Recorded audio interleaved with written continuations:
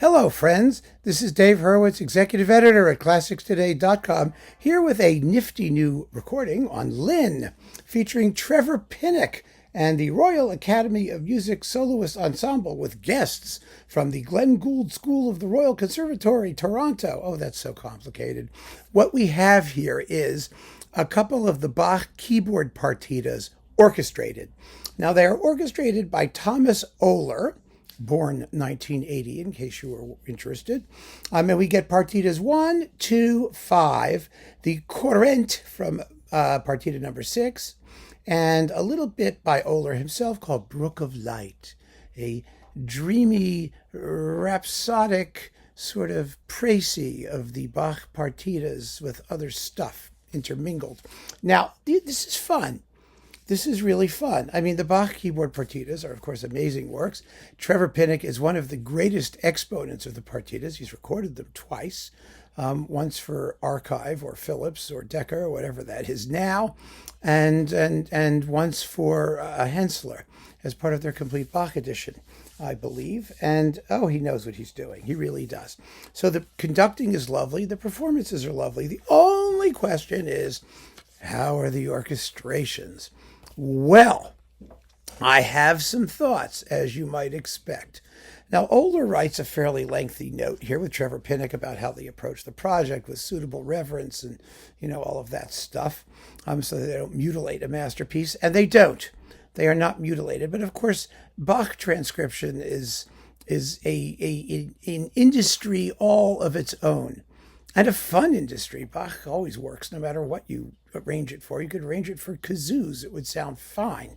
But the keyboard partitas are, first and foremost, keyboard music, of course.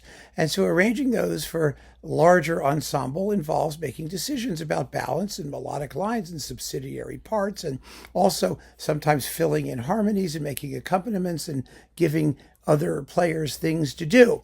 So the first issue is, what is the ensemble? Yes, well, the ensemble consists of strings, a small group of strings, and then a flute, an oboe, an English horn, and a bassoon. And that's it. My personal view of this, just my personal view, is that there is rather an excess of double reeds. And the presence of, single ones of each means that there's going to be a certain formulaic quality. It's like, the flute plays, then the oboe plays, then the English horn plays, then the bassoon plays, and that kind of thing.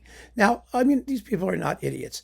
They understand what they need to do to try and keep things as lively as possible. And I understand that they want to limit themselves to an ensemble that sounds quasi kind of Baroque-ish. I mean, there's no harpsichord continuo here to add to the fun. It's straight string orchestration, which means all harmonies have to be filled in by the ensemble, and the double reeds and flute get most of the melodic material. I think that's kind of fatiguing orally. That's just me. I think it would have been lovely if they'd had a horn, maybe a couple of clarinets. I don't have any problem with the small ensemble concept. I don't have any problem with the lack of percussion. They could do anything they want, but there needed to be more variety. And it's interesting, isn't it? Because if you listen to the partitas in their original form, there's no variety at all. It's a harpsichord or it's a piano. It's a single timbred thing.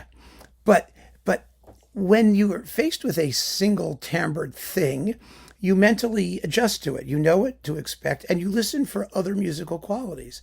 But when you're presented with an ensemble of mixed timbres, then you have expectations of a certain level of color and a certain level of variety. And so I'm not sure all of that has been realized here, but there are some really, really beautiful moments and some very clever orchestrational, gambits here. Some of the goodies, like the Gigue in the first partita, the Corrente and those things, and there's some nicely pointillistic orchestration with when he creates rapidly shifting colors within the ensemble. That's when these things, I think, are the most interesting, for me anyway. I was looking at these things, the Capriccio at the end of the second partita, and the preambulum at number 5. These are all things I thought were really, really lovely and very cleverly done. So, you will have to decide for yourself if you think that the project was worth it, and if you enjoy the music in this new form. It's been carefully worked out, seriously worked out. I admire the effort.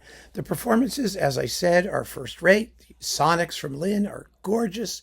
Nothing not to like. The only issue is, how do you feel about these particular arrangements? And for that point alone, they're worth hearing. I mean, it's worth listening to it and get your own sense of how well you feel that these folks have realized the mission. I think they do a pretty good job, and this is a keeper for me. I think it's an interesting disc, and God knows Pinnock is marvelous. So keep on listening, friends. Thanks for joining me. Take care and have fun with this. It's a novelty.